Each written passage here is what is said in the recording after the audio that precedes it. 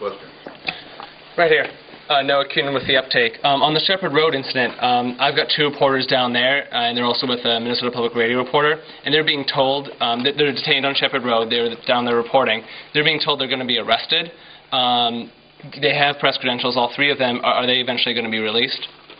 I can't answer the question as to whether we released it because I don't know what they've done down there. If all they were doing is standing down there and they failed to leave when we made the order for dispersal, they may well be taken into custody, but I would expect that they would not be held for an extended period of time. But I can't speak to that because I don't know what behavior would be the basis of the arrest. 2 quick follow-ups.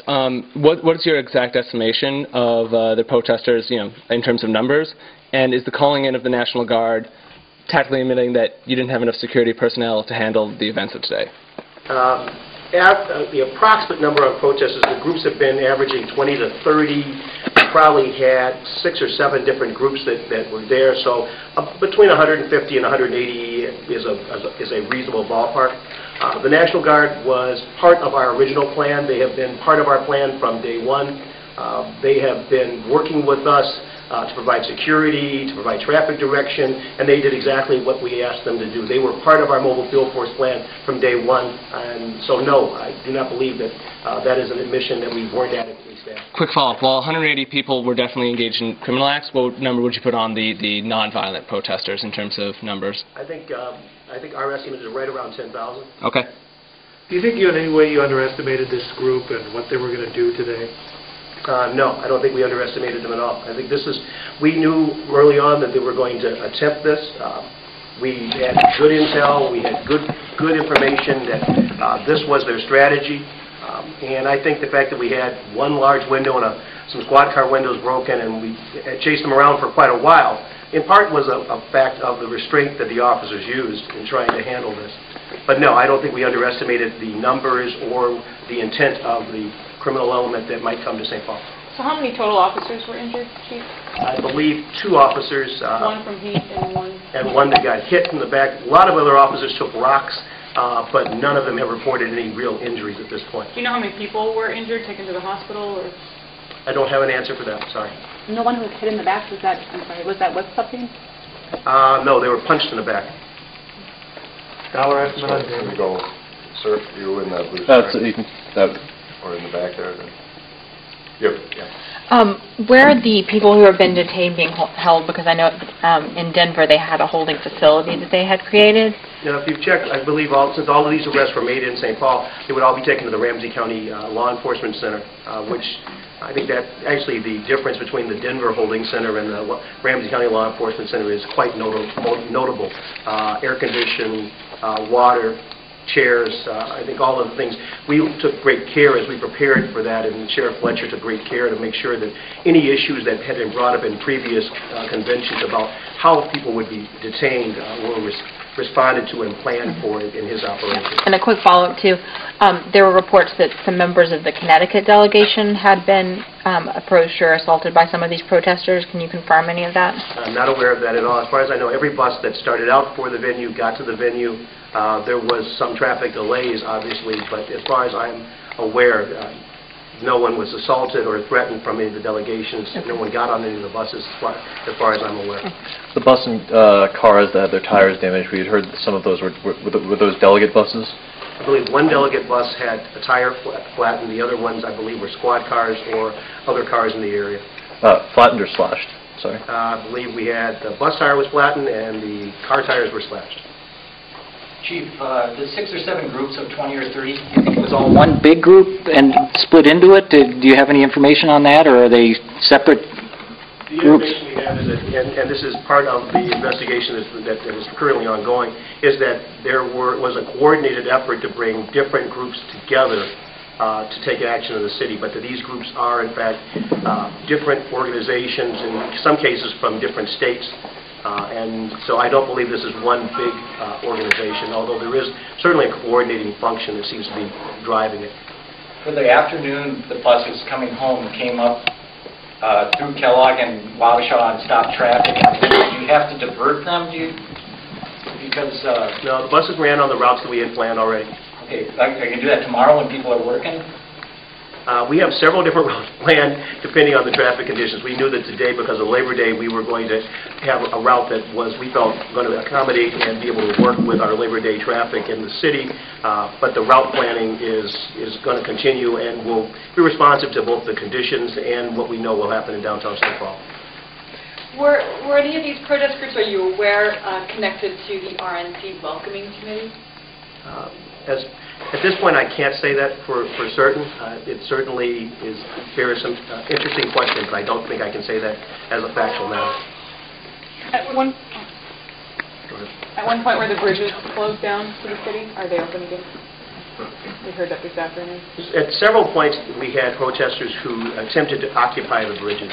And at no time do I believe that they ever completely shut down all of the bridges. We had moments where they would be blocking a particular bridge or a particular entrance ramp, but that was typically remedied very quickly. Chief, there were some reports, numerous reports of longtime journalists and legal observers who have been detained and arrested today.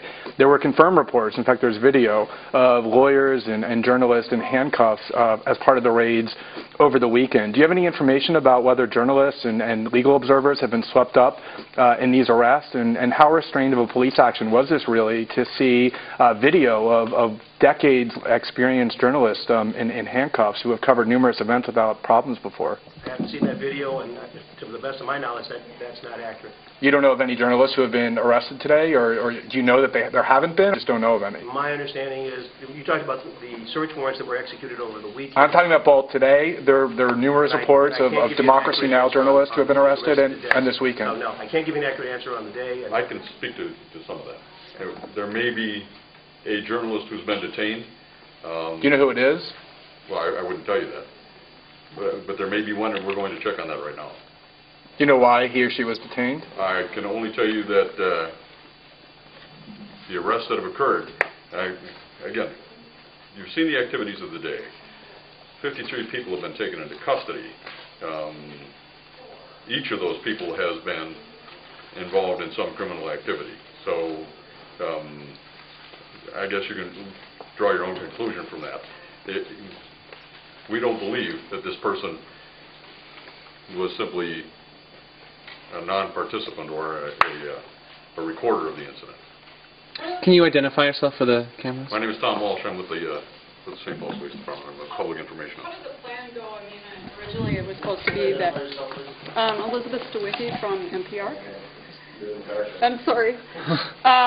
Well, I was asking, though, I thought that one of the plans was that you were going to try and kind of catch and release, cite as many people for, like, you know, disorderly conduct and trespass. Did that ever come into play, or was it that most of what you had to arrest people for ended up being more violent?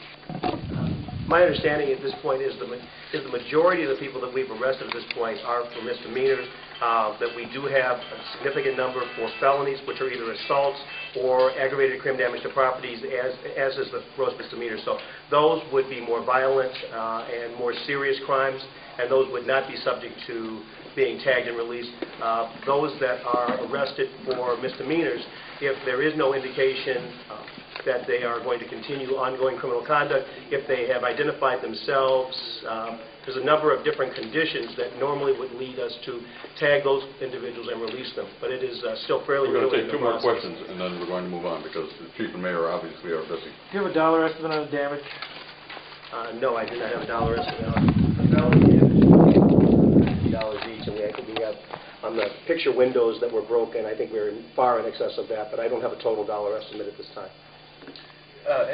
We heard that some of the concert goers on Harriet Island might have been arrested. Have you heard anything about that?